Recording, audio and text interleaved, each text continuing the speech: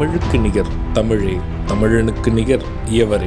2 அடியில் நம்மால் எதுவும் செய்ய இயலாது என்று எண்ணும் மனிதனிடத்தில் 2 அடி குரலில் எதையும் நம்மால் செய்ய முடியும் என நம்பிக்கையை ஊக்குவித்தது திருக்குறள்.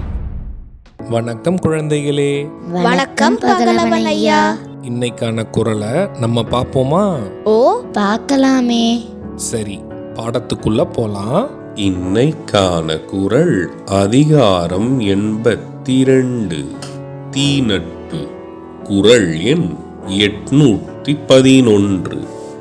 பருகுவார் போலினும் பண்பிலார் கேண்மை பெருகளிற குன்றல் இனிது. ஐயா, நீங்க சொன்ன இந்த குறளோட பொருள் என்ன?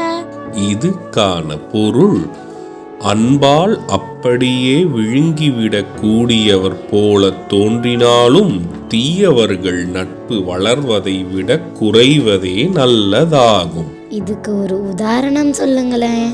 இதுக்கான உதாரணம், அன்பாலேயே நம்மை முழுமையாக நட்புடன் அரவணைக்க கூடியவர்கள் தீயவர்களாக இருந்தால் அவர்களின் நட்பை கைவிடுவதே நல்ல செயலாகும்.